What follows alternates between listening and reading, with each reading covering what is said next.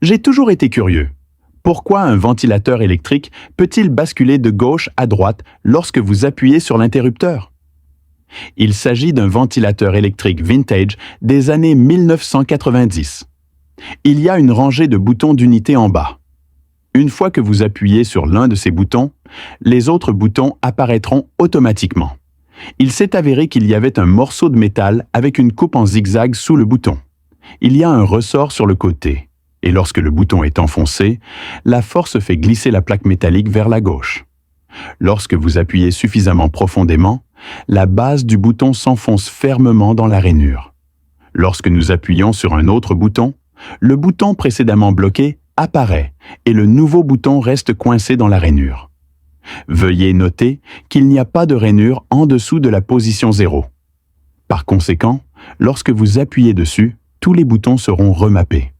D'autres boutons sont connectés à des circuits. Une fois pressés, différents signaux électriques seront envoyés au moteur situé sur le dessus pour contrôler la vitesse du vent. Au départ, le ventilateur n'avait pas de fonction de secousse de la tête, mais afin d'augmenter la plage de refroidissement, le ventilateur devait osciller d'avant en arrière, de gauche à droite. À cette fin, après des expériences répétées, les ingénieurs ont finalement réussi à adopter un lien spécial à 4 barres. Lorsque la main courante est installée, la plage de pivotement de la tige verte est la plage de pivotement du ventilateur électrique. Ce support blanc est la clôture, et les tôles sont le poteau vert principal. Comment l'interrupteur de verrouillage contrôle-t-il le mouvement du ventilateur? Il s'est avéré que c'était dans la queue du moteur. Il y a un mécanisme d'engrenage sophistiqué avec une vis sans fin hélicoïdale montée sur le moteur.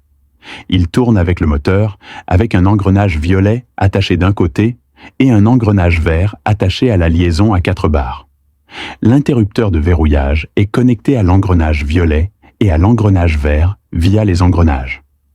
Lorsque l'interrupteur de verrouillage est enfoncé, le roulement à billes se déplace. Le ressort est installé dans l'engrenage violet et l'engrenage jaune en dessous est connecté à l'engrenage vert, de sorte que la puissance du moteur est transmise à la liaison à 4 barres via les engrenages, réalisant ainsi la fonction de balancement à gauche et à droite. Lorsque l'interrupteur de verrouillage est tiré vers le haut, la bille à ressort se détache de l'engrenage violet, ce qui fait que l'engrenage jaune, situé en dessous, se détache également de l'engrenage vert.